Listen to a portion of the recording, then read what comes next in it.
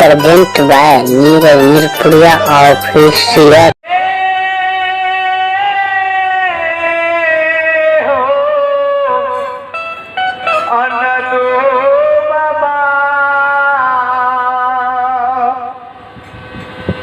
कल के बेटा बेटा को समाज बाबा आय मुकमा में पैसा उधार में जल को बेटा कल के माधव मत सीखी है कल के हे हो अंधु बेटा जय समाज में हर आंगन में माय बहन सब कुकुर मिलाए के धोपे से ओ समाज वाला हमरा मिलवा चाहिए बेटा कल के से किया है धर्मात्मा में कल के बेटा समाज बाबा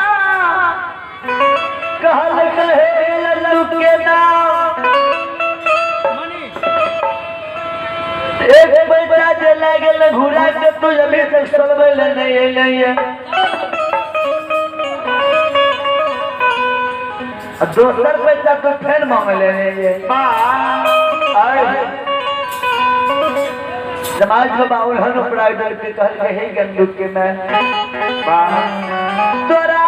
कुछ न भगवान के बेटा मुकमा में अवतार दल को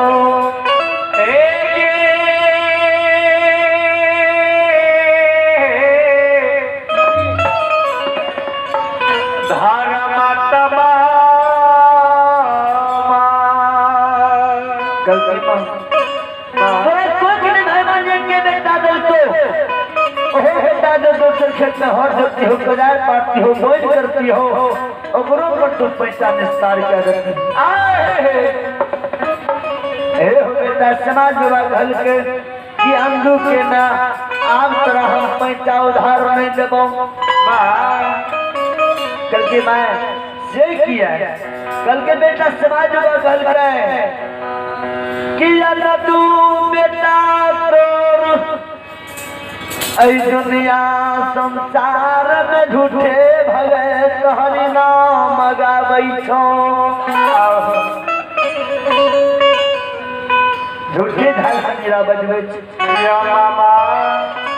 हे गे ना बेटा समाज बा उल्हन पढ़ाई दल के अंधु के ना झूठे बेटा तोर भगत गाबै छो झूठ बेटा तो झालमनीरा बजबै छो आय जगरा कना पर पैसा गे तारा सोई देगे